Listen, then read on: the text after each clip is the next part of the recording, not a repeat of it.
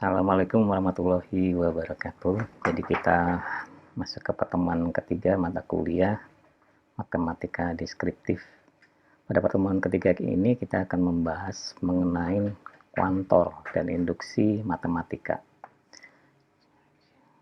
Jadi apa yang dimaksud dengan kuantor?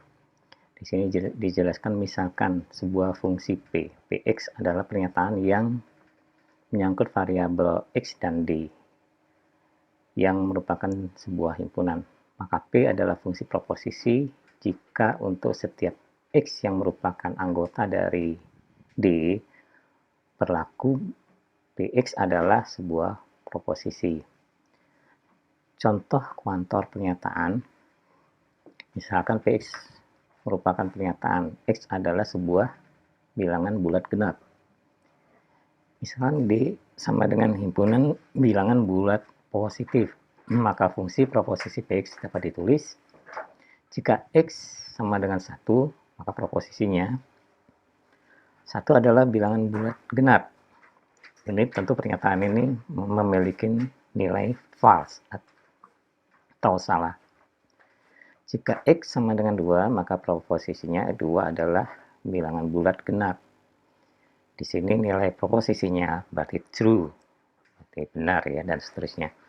Untuk menyatakan kuantitas suatu objek proposisi digunakan notasi yang disebut dengan kuantor.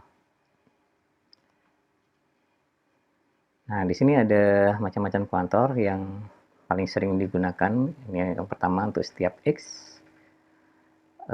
yang merupakan himpunan dari Px disebut kuantor universal. Jadi di sini kita membacanya untuk setiap X atau semua X. Jadi untuk semua X, simbolnya seperti ini, seperti angka A terbalik ya, di bawah seperti ini. Lalu untuk beberapa X, Px disebut kuantor eksistensial. Simbolnya seperti E terbalik. Jadi ini nanti bacanya untuk beberapa X. Kalau yang tadi untuk semua X atau untuk setiap X. Jadi semua X itu masuk di dalam kuantor ini. Misalkan X himpunan warga negara Indonesia. P predikat membayar pajak. R predikat membeli MS Word. Nah, ini salah satu cara penerapan kuantornya. Maka misalkan di sini terdapat notasi seperti ini. Semua X, Px. Artinya semua warga negara membayar pajak. Px tadi adalah warga yang membayar pajak. Jadi P tadi kan merupakan fungsi dari predikat yang membayar pajak. Lalu kalau ada notasi seperti ini, semua beberapa warga Indonesia, di sini kan lambangnya seperti ini, ya terbalik. Rx ini adalah fungsi dari membeli MS Word. Jadi beberapa warga negara Indonesia membeli MS Word dan membayar pajak. Tidak ada kata sambung dan ya, karena di sini koma. Jadi ada beberapa warga negara membeli MS Word, koma, membayar pajak. Kalau ada kata sambung dannya nanti ada notasinya sendiri. Kemudian yang berikutnya contoh lagi. Misalnya notasinya seperti ini. Ini kalau tanda panah ke kanan ini dibacanya jika maka. Ini hubungannya jika maka. Jadi di sini ini semua X, artinya semua warga negara Indonesia. Rx tadi fungsinya adalah membeli MS Word, Px tadi adalah fungsinya membayar pajak. Jadi di sini semua warga Indonesia jika membeli MS Word maka membayar pajak, karena ini hubungannya jika maka. Nah, kemudian kalau ada notasi seperti ini beberapa X, artinya beberapa warga negara Indonesia, atau ada warga negara Indonesia, Rx tadi dia membeli MS Word, Px, tapi di sini ada notasi lawannya ya. Jadi di sini ada warga negara Indonesia membeli MS Word, negasinya ya. Di sini ada negasi dari PX. Ada warga negara Indonesia, ini dari ini ya, membeli MS Word, ini hubungannya atau, dan, ini adan, dan tidak membayar pajak. Jadi di sini dari notasi ini kita dapat menerjemahkan dalam bentuk pernyataan seperti ini. Dan ini nanti akan memiliki nilai true or false, benar atau salah. Nah, kemudian negasi dari kuantor, jadi lawan dari kuantor atau kebalikannya dari sebuah kuantor. Jadi negasi dari semua X sama dengan beberapa X. Negasi dari beberapa X sama dengan semua X. Jadi seperti itu kebalikannya.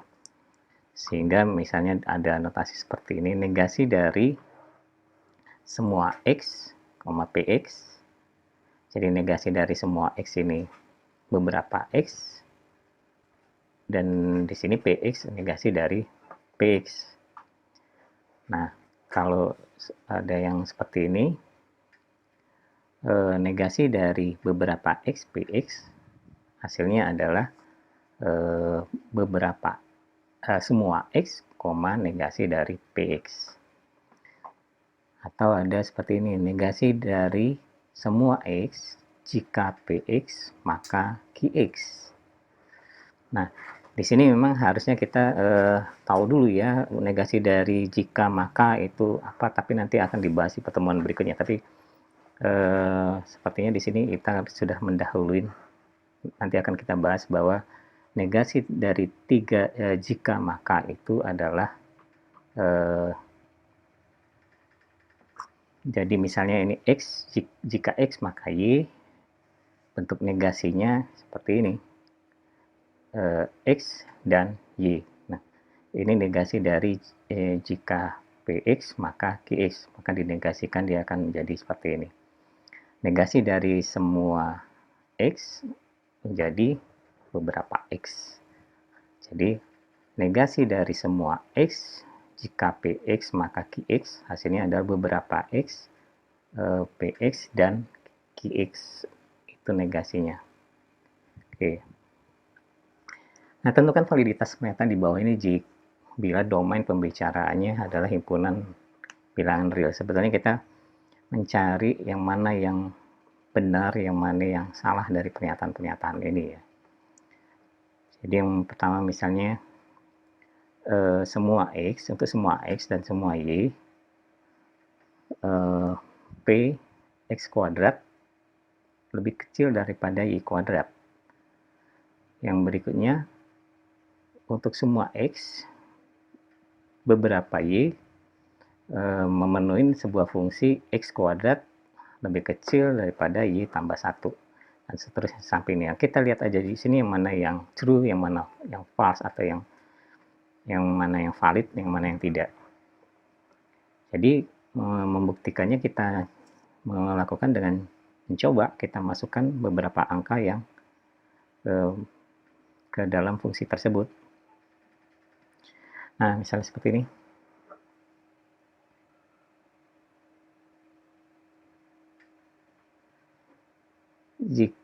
Ini yang fungsi yang akan kita tadi yang kita mau cari apakah valid atau tidak.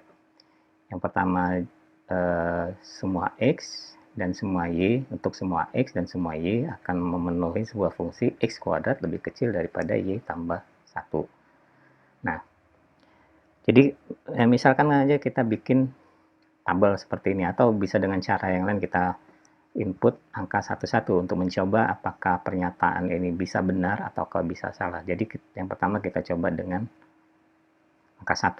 Angka 1, PX-nya 1, Y-nya 1. Kalau kita masukkan di X kuadrat, maka ini menjadi X-nya X kuadrat itu sama dengan 1, Y tambah 1, berarti 1 tambah 1 sama dengan 22. Maka pernyataan ini menjadi benar. Kemudian, tapi kalau misalnya kita masukkan lagi angka yang lain, 2 untuk nilai X, Y untuk sama dengan 2. Kita kuadratkan nilai X-nya. X kuadrat berarti 2 kuadrat sama dengan 4. Y tambah 1 berarti 2 ditambah 1 sama dengan 3. Apakah 4 lebih kecil daripada 3? Berarti pernyataan ini berarti salah atau false. Kemudian kita coba lagi angka yang lain. Misalnya negatif 1 untuk nilai X-nya. Y-nya juga negatif 1. Jadi kita berikan angka yang sama dulu. Sebetulnya ini nanti bisa angka yang berbeda karena nilai X dan Y itu bisa saja berbeda. Nah, kita masukkan min 1 kuadrat sama dengan 1, min 1 ditambah 1 menjadi 0. Apakah 1 lebih kecil daripada 0? Tentu saja salah, menjadi false. Ya. Lalu kita masukkan angka yang lain lagi. 1 untuk X, 2 untuk Y. Ini kita coba masukkan angka yang berbeda. Jadi kita lihat kalau X dikuadratkan menjadi 1, 2 ditambah 1 sama dengan 3. Ini masih dia memiliki nilai yang benar. Oke, nah lalu kita coba lagi angka yang 2 dan 3 ya. Nah, di sini jadi 2 kuadrat 4, 3 ditambah 1 4. Apakah lebih kecil nilai X kuadrat daripada Y tambah 1? Enggak, berarti ini kan sama dengan, berarti salah. Untuk angka yang lain juga seperti itu, misalnya X-nya lebih besar 2, Y-nya 1, X kuadratnya 4, Y tambah 1, berarti 1 tambah 1 sama dengan 2. 4 tidak lebih kecil daripada 2, jadi pernyataan ini menjadi salah. Nah, di sini nilai untuk Px kuadrat lebih kecil dari Y tambah 1, ini memiliki angka atau nilai benar dan ada yang salah. Jadi sebetulnya kalau untuk semua X dan semua Y akan memenuhi X kuadrat lebih kecil daripada Y tambah 1, ini berarti dia tidak valid karena di sini dia bisa jadi benar, bisa jadi salah. Dan untuk semua X, beberapa Y akan memenuhi X kuadrat lebih kecil daripada Y tambah 1. Semua Y, semua X ya, semua X. Jadi misalkan kita masukkan semua X. Apakah untuk beberapa nilai Y, dia memenuhi ini? Ya, jadi karena di sini dia bisa benar, bisa salah, ini bisa saja terjadi dan ini bisa disebut valid ya. Jadi pernyataan ini bisa divalid. Ini juga untuk beberapa X dan untuk semua Y akan memenuhi persamaan X kuadrat lebih kecil daripada Y tambah 1 juga ini bisa dikatakan valid. Jadi untuk apalagi yang ini ya, beberapa X dan beberapa Y akan memenuhi X kuadrat lebih kecil daripada Y tambah 1. Jadi yang tidak valid di sini adalah yang ini. Jadi tidak semua nilai X dan tidak semua nilai Y akan memenuhi hubungan X kuadrat lebih kecil pada Y tambah 1. Oke ya. Itu pun yang berikutnya ya, kita coba nih satu-satu nih. X, apakah jika X lebih kecil daripada Y, maka X kuadrat lebih kecil pada Y kuadrat. Nah, misalkan X-nya yang lebih kecil, 1 sama 2. Y-nya 2. 1 kuadrat lebih kecil daripada 2 kuadrat, benar.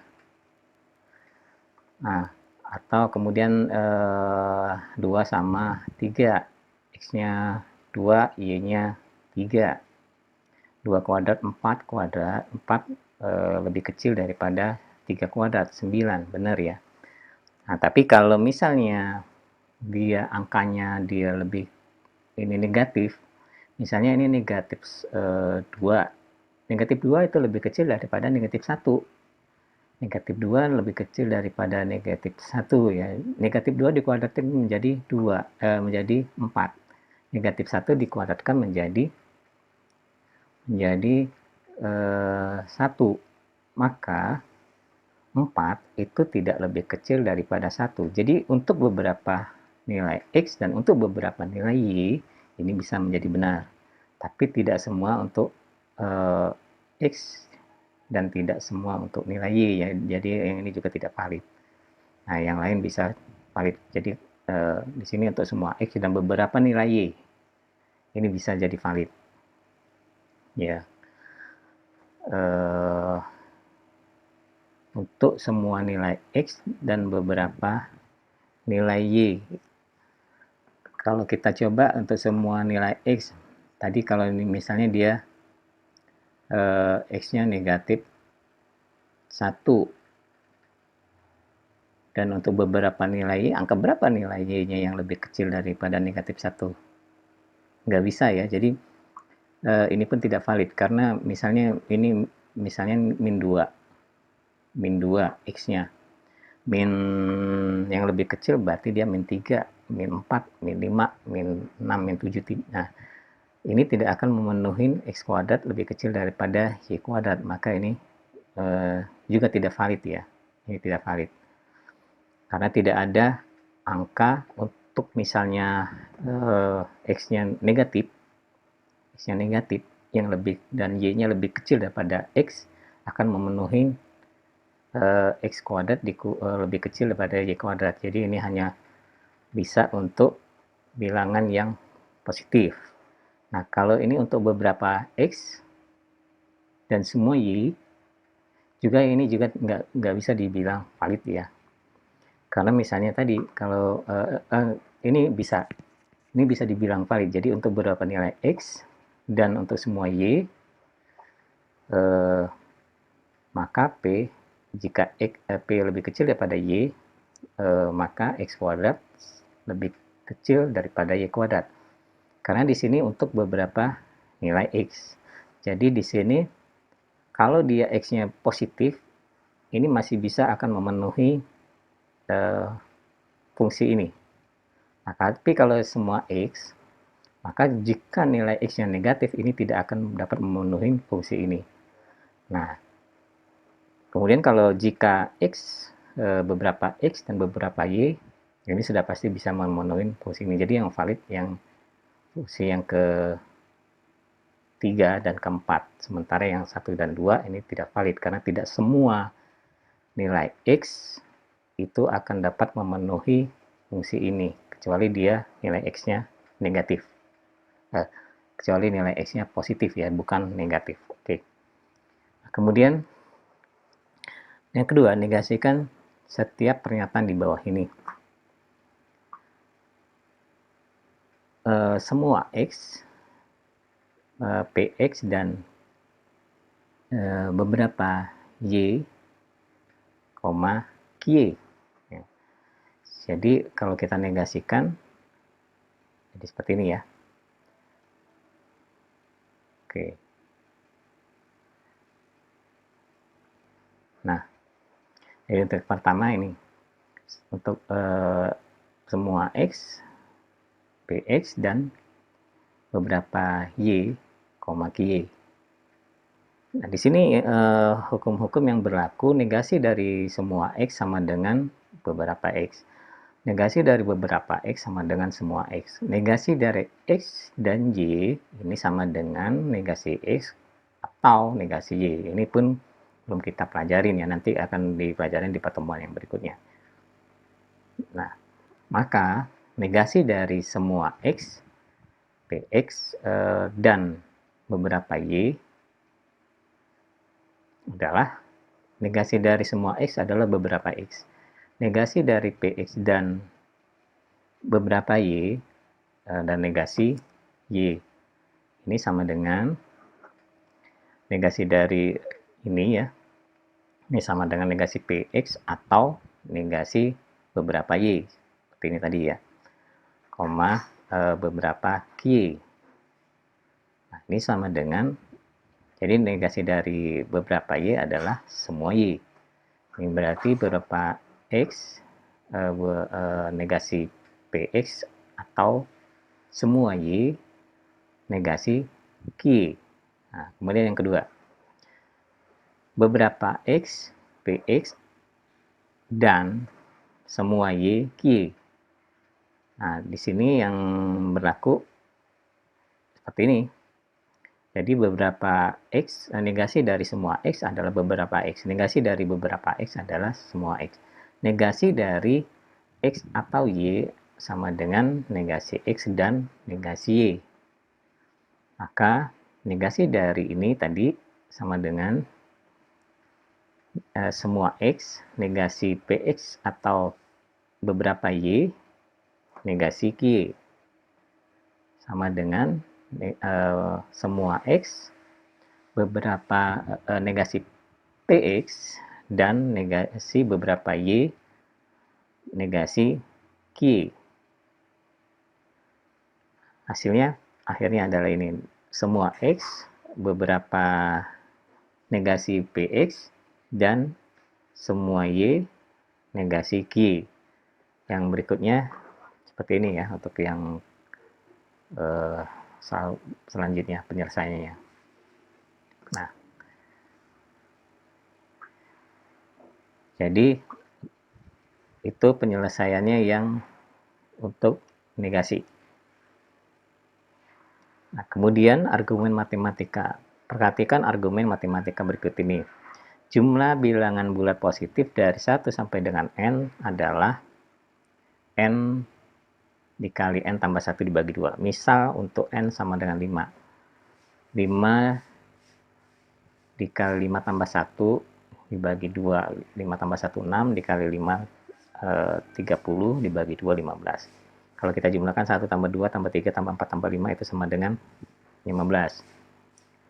Jumlah N bilangan ganjil positif pertama adalah N kuadrat. N sama dengan 3 adalah 3 kuadrat sama dengan 9. Jadi untuk bilangan negatifnya aja ya. Jadi 1 tambah 3 tambah 5 sama dengan 9. Jadi kalau berikutnya misalkan 1 tambah 3 tambah 5 tambah 7. Apakah benar dia akan menjadi 16? 1 tambah 3, 4 tambah 5, 9 tambah 7 dia menjadi 16. Maka ini juga berlaku ya. Nah, kemudian induksi matematik merupakan teknik pembuktian yang baku dalam matematika, khususnya menyangkut bilangan bulat positif. Prinsip sederhananya seperti ini. Nah, syarat pembuktian dalam induksi matematika jika P1 benar dan untuk semua bilangan bulat positif yang lebih besar daripada 1 benar, maka P N tambah 1 juga benar. Ini yang untuk pembuktian yang ini nanti di bawahnya ya contohnya ya. Jadi langkah 1 dinamakan basis induksi, langkah 2 dinamakan langkah induksi. Ini contoh soal saja, misalnya tunjukkan bahwa untuk nilai N lebih besar daripada 1 dari deret 1 tambah 2 tambah 3 tambah 4 dan seterusnya sampai dengan N sama dengan N dikali N tambah 1 dibagi 2. Sebetulnya ini adalah deret aritmatika. Kalau kita belajar deret aritmatika, deret aritmatika ini ada rumusnya ya, UN sama dengan apa gitu kan. Nah, basis induksi tadi kita misalkan N-nya sama dengan 1. Kita akan peroleh 1 sama dengan masukkan ke rumusnya 1 tambah 1 dibagi 2. 1 dikali 1 tambah 1 dibagi 2. 1 tambah 1, 2. Dikali 1, 2 dibagi 2 sama dengan 1. Maka ini benar. Jadi untuk nilai N sama dengan 1, fungsi ini adalah benar. Nah, kemudian angka induksi. Andaikan untuk nilai N lebih besar atau sama dengan 1, pernyataannya ini adalah benar untuk hipotesis induksi. Kita harus menunjukkan bahwa jika N-nya lebih besar dari 1, maka kita tambahkan 1. Jadi kalau deretnya yang pertama ini 1 tambah 2 tambah 3 tambah dan seterusnya sama dengan N, maka kita tambahkan lagi di sini 1 tambah 2 tambah 3 tambah dan seterusnya sampai dengan N, kita tambahkan lagi N tambah 1 untuk nilai N yang lebih besar daripada lebih besar sama dengan 1 ya. Nah, jadi ini sama dengan kalau ini tadi sama dengan N tambah 1 dibagi 2. Nah, apakah ini juga nanti N tambah 1, nilai N yang ini kan kita ganti menjadi N tambah 1 karena nilai n-nya itu atau jumlah datanya adalah n tambah 1 yang lebih besar daripada 1 tadi. Maka n ini kita ganti menjadi n tambah 1. N yang ini kita ganti pula ini menjadi n enggak, n yang ini kita ganti menjadi n tambah 1 dan dikalikan dengan n tambah 1 dibagi 2 ya. Oke. Nah, untuk membuktikan ini, tunjukkan bahwa 1 ditambah 2 ditambah 3 ditambah sampai dengan n ditambah n tambah 1 ini sama dengan ini ya. Semua ini kita pisahkan tambah n tambah 1. Berarti ini tadi adalah n dikali n tambah 1 bagi 2 yang ini. Yang himpunan yang pertama. Ditambah n tambah 1. Nah, lalu kalau ini kita substitusikan, bukan substitusi ya, ini kalikan n dikali n sama dengan n kuadrat, n kali 1 sama dengan n dibagi 2 ditambah n tambah 1. Jadi n kuadrat ditambah n per 2 ditambah